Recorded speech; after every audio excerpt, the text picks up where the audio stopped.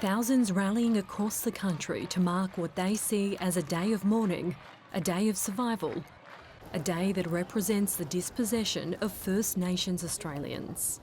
Today is recognised as a day of mourning for our people, so we're just here, to raise our voice and just show the rest of Australia that we are still here.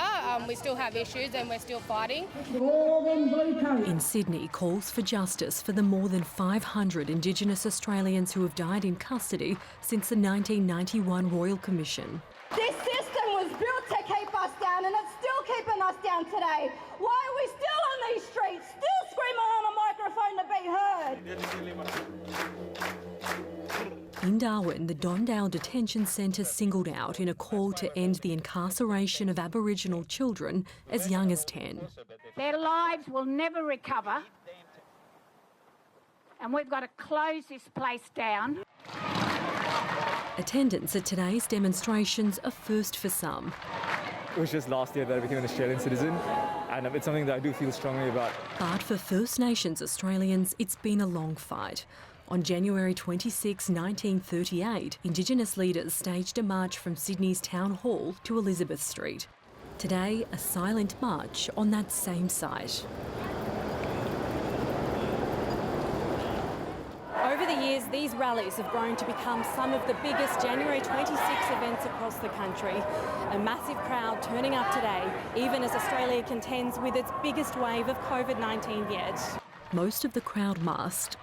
Other safety measures also in place. What do we want? When do we want it? Invasion Day rallies also pushing ahead in Perth and Brisbane. What's today?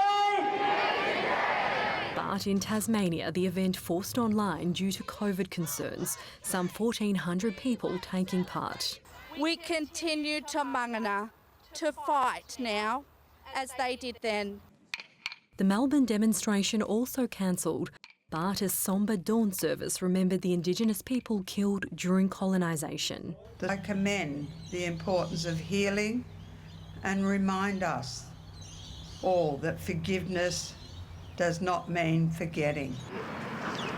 Activists making a statement in St Kilda, a prominent statue of Captain Cook drenched in red paint. In Adelaide, the Aboriginal flag flies proudly amid a traditional smoking ceremony.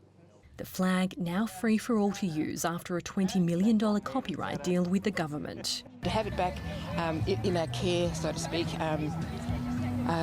is really powerful. The Aboriginal flag holds a special significance in Adelaide. It was first flown here by its creator Harold Thomas in 1971. Abby O'Brien, SBS World News.